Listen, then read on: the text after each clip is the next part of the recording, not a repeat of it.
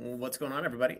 Anon here, and this is going to be an interesting video, especially for those of you who don't know a whole lot about the tax code.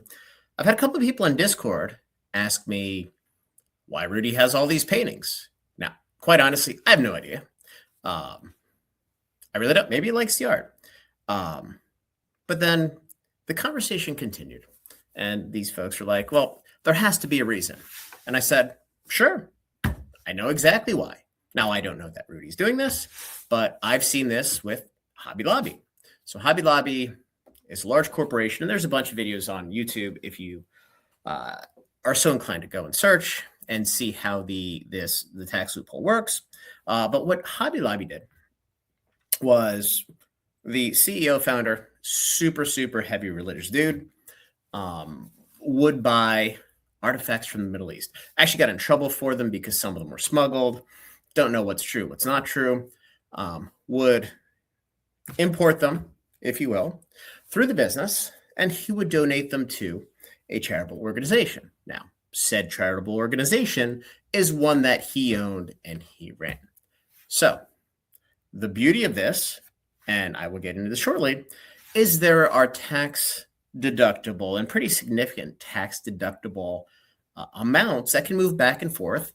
And quite honestly, the world is a little opaque. And that's why art or artifacts or anything that doesn't really have a value that you can point to is a fantastic mode to do this. And again, perfectly legit, perfectly legal. Again, I don't know if Rudy's doing it, but I'm going to share it with you guys because I think it's fascinating. So, charitable contributions. So, charitable gross up typically means donating an appreciated asset directly to a charity rather than selling the asset or donating cash. So, I buy a piece of art and I pay $5,000 for it, right? So, if you sell an asset that's gone up in value, you owe capital gains tax. However, by transferring the asset directly to a not-for-profit, a qualified 501c3 charity, you avoid the tax entirely. So what Hobby Lobby was doing, presumably, is they were buying artifacts for, say, 20 million bucks. They would have an accredited group come in and say, well, you know what? We think the artifact is worth $250 million, not the 25 you paid for it, because it's one of a kind, it's unique. Potentially at some point in the past, there's been a sale that may or may not be near neighbor that we can point to, and we're reasonably confident that that's the value. Well, guess what? Now Hobby Lobby donates that asset that they paid $25 million for $250 million to a qualified charity. And guess what? They get to deduct $250 million from their taxes, not 25 that they paid for it. Because the appreciation in value, you no longer pay capital gains tax. You get to deduct the tax entirely. And I just pulled this up on Google for ease of use. Feel free to do your own research. So there are limits. So appreciated capital assets, and real estate's different. There have been a multitude of court cases that are different than that.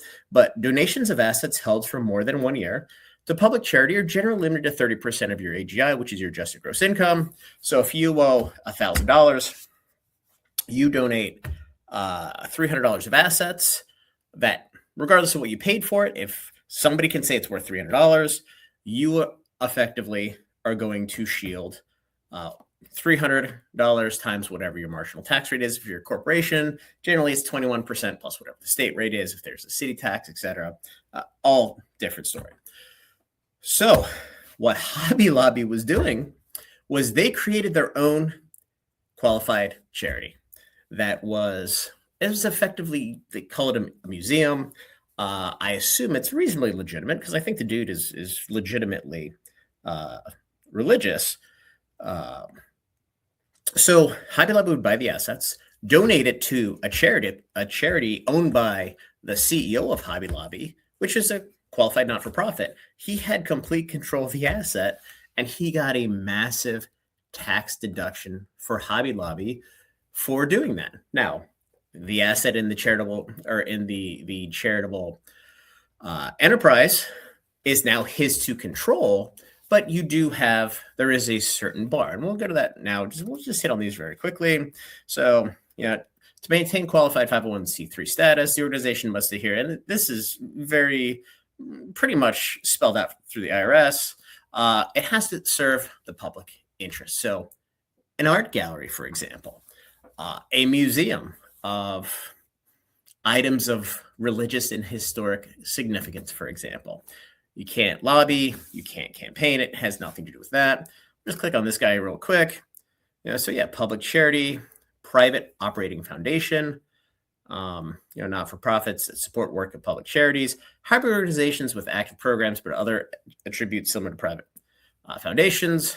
And then you have churches, educational organizations, and animal welfare agencies. So going back to what I see here, and again, I have no idea what he's doing. He could just like art, but if you see, these things are stacked up pretty much like you would see if it was an art gallery.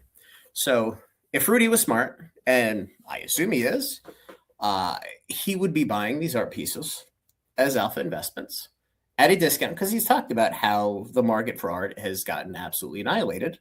He would have one or multiple art appraisers come in and appraise them at a extremely beneficial amount. He would look at his tax return and say, you know what?